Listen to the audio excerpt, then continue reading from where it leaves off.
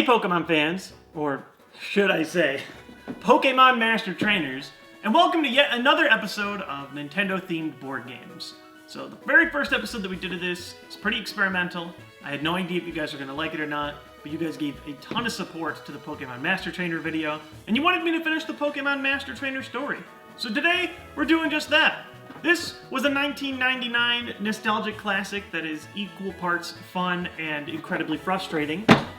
And today, we're moving on to the 2001 sequel, featuring Pokemon from Gold and Silver, as well as a lot of different gameplay quirks. Let's check it out. Welcome back to the land of Pokemon Master Trainer. This massive collection is the 2001 version of the original 1999 board game. I'm going to assume that you've already seen part 1 where we go through the original, so feel free to check out that video and come back to this one if you haven't seen it already. I want to spend most of today looking at how this game improves, changes, or even fails when compared to the original. How does the new version compare? It's actually a very similar game to the original, where players race around the board for items, new Pokemon, and the ability to challenge the strongest trainers in the universe. The final trainer of this game is Red, but for some reason, once again, everyone plays as Ash. So if you ever wanted to see that epic showdown between a video game character and his own anime adaptation, well, here's your chance. Right off the bat, you'll notice that we have 100 more chips for a grand total of all 250 Pokemon widely available at the time of Pokemon Gold and Silver. Sorry, Celebi. This is still the most exciting part of the game, and they made them even more fun to collect with a little 6 Pokemon party holder, which keeps your chips in place. The chips themselves are improved in a few ways. For one, attack value and point values aren't split into 2 separate numbers like in the first game. In this one, every chip has just one number that is your attack and your score value. On top of that, chips list every stage of your evolution in small pictures on the side. There are some weird design choices, like Corsola as a red 8 power, but Gyarados as a blue 6 power, but it is still really fun to try and catch them all. They also fixed the starter Pokemon. Instead of changing up their values between each starter for some reason, everyone has an equal start right out the gates. And finally, a new light blue color rarity was added as well for new baby Pokemon. They're terrible, but when you breed one into existence, you can heal up to 2 of your own knocked out Pokemon. Why? I have no idea. The die rolls needed for collecting new chips are also way more generous than in the original game, especially for early game Pokemon. And on top of that, there are new Get Pokemon spaces, which allow you to immediately get a new Pokemon on your team without having to roll at all. You're going to have a lot more chips in this game than the first one. The same way attack and points were combined into one number for Pokemon chips, this game combines the items and event cards from the first game into one singular item pile. The items are in full color this time around instead of various shades of blue, which is really nice. Most of the effects that you see from the original game are back, including plus cards for battles, balls for capturing, visiting legendary Pokemon, flying, and so forth. You'll also notice that by far the most hated card in the original game, the dreaded Time Machine, is nowhere to be found. Good. However, despite the beautiful colored cards, these items do reveal one of my least favorite aspects of this game when compared to the original, and that's just a general lack of polish. Look at these Pokeballs. Master Ball, Hyper Ball, Super Ball? Many viewers outside of North America are pretty familiar with these names, but a wide majority of my audience, and those who play the English versions of these games, are likely more familiar with the localized names, Ultra Ball and Great Ball. They kept these names in the original Master Trainer game, so the switch in this one is a little strange for an American board game. There are other weird localization choices as well, such as the final battle on Mount Shirogane, the Japanese name of what we commonly know as Mount Silver. Or there's the Clefairy doll, which is just a picture of a Clefairy, even though the first game had perfect art for the Pokédoll item. And why are the 2 words in this title completely different sizes and fonts? Clefairy doll. In general, this game's rulebook is sloppier, shorter, and less helpful for solving rule disputes than the original as well. Weird nitpicks aside though, you can actually tell that they actively tried to fix some of the biggest issues from the original game, attempting to limit some of the more destructive options from the original.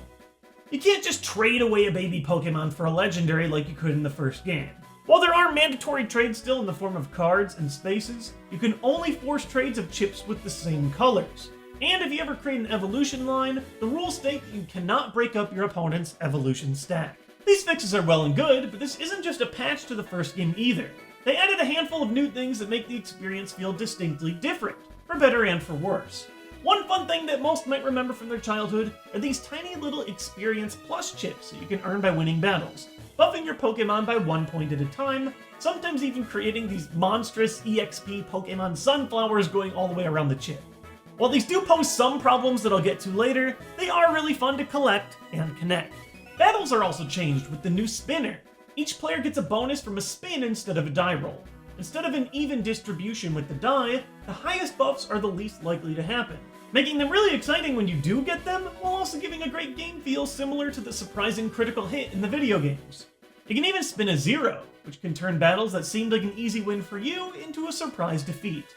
And finally, this is a big one, you'll notice that there aren't grooves in the board for Pokemon chips, but instead slots for gym badges. Instead of having just one non-player fight at the end of the game, you and your friends will be challenging gym trainers all throughout. Once a gym is defeated, it can't be challenged again, and you get to keep the gym badge and rewards that come with it for yourself. Once at least 4 badges are collected, the path on the right side of the board opens up into the end game, where defeating Lance and Red will bring your adventure to an end. Unlike the original game though, defeating the final boss does not make you the winner. Instead, everyone then counts up the points of all their collected Pokemon, plush chips, and gym badges, and the player with the most points is the winner. It's kind of weird that you can literally take down Red and still lose the game, but it does seem like the kind of game that wants to reward you for being a master trainer, collecting the most Pokemon and achievements along the way. In theory, it seems like this game is geared to being a bigger, kinder game than the original. For one, I find this game usually takes about 1 hour maximum to play, as opposed to the potential several-hour nightmare of the original. Instead of braving it against the insanely overpowered endgame trainers in the first game, Red's power is only 20, and you get buffs for every gym badge that you own when you fight him, and you get 3 chances to fight him instead of 1. Some players can push for gym badges, while those who want to be more peaceful can take the optional green routes that have more Pokemon capture spaces than usual. Everyone has a chance at racking up a high score, and without those pesky unfair trades and time machines, everyone can have a fun and fair time. Oh, I really wish that were true. I really do. But despite everything they tried, Master Trainer 2 is somehow just as cutthroat and diabolical as the original. In some ways, it can even be worse. In Master Trainer 1, there's this weird slow rush to the finale, and because you need such insane luck to be successful through the insanely hard trainers and time machines, most Master Trainer 1 games that I've played have had every single player with at least one opportunity to win the game. Master Trainer 2's point system is nothing like that. Some players are going to flat out dominate, while others are going to get stomped. I wish that taking those alternate paths were rewarding, giving you some time to relax and smell the flowers, but the reality is that racing to the gym badges is just way too good. You get 4 bonuses from winning a gym battle. It's just so dumb. 1, you get a plus clip for your Pokemon when you win. 2, every gym badge that you own gives you +1 power against Lance and Red in the end game. 3, at the end of the game you get points equal to the gym leader's chip Pokemon. These add up, they're worth a lot of points. And 4, by far the most busted part, is that beating a gym gives you a ton of free Pokemon. Why spend your time catching Pokemon in the optional loops when you can just kick down a gym leader's door and get dozens of points and up to 3 Pokemon at once for free?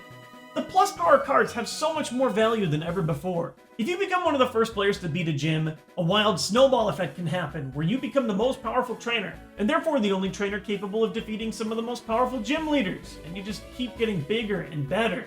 The plus clips, while adorable, actually encourage some really mean-spirited play.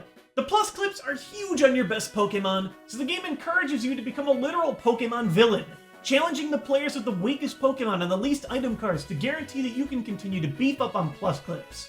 It's just another snowball effect. The losing player continues to get pushed down by the bigger players.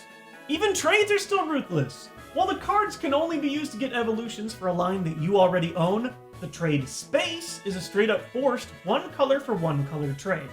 Now, usually Pokemon of the same color are similar in strength, but throw the plus clips into the mix, you're going to see a whole lot of trades where you lose a lot of your green for something pretty plain. The rule that stops your evolution lines from being traded away is a nice thought, but with 250 chips total, I've found that this game makes completing evolution lines somehow even harder than the original. It's still so brutal. And everything I said about the first Master Trainer applies here. It can still be a ton of fun as long as you're playing with a group that doesn't take heavy RNG-based games too seriously. It's actually really funny when someone gets stomped or someone's crushing, but you gotta be in the right mood for it. I'm actually glad that this game isn't a carbon copy of the original. It's got all the wonder and menace of the original, but the flavor's a little different. A bit more casual friendly and a whole lot shorter.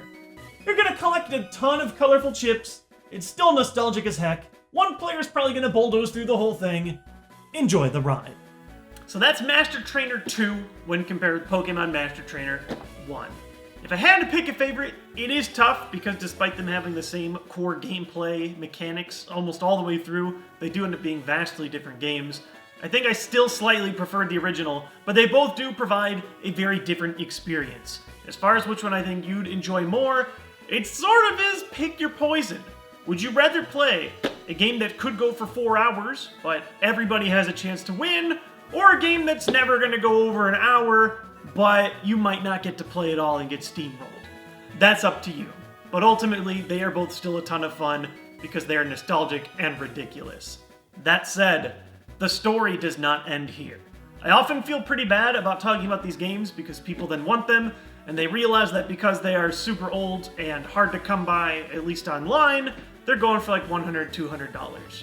But next time, believe it or not, there's a Master Trainer 3, and it is by far the cheapest of the 3. And there's a reason for that. And we'll talk about it next time. I'll see ya. Thank you so much for the support, and holy crap, this has been fun.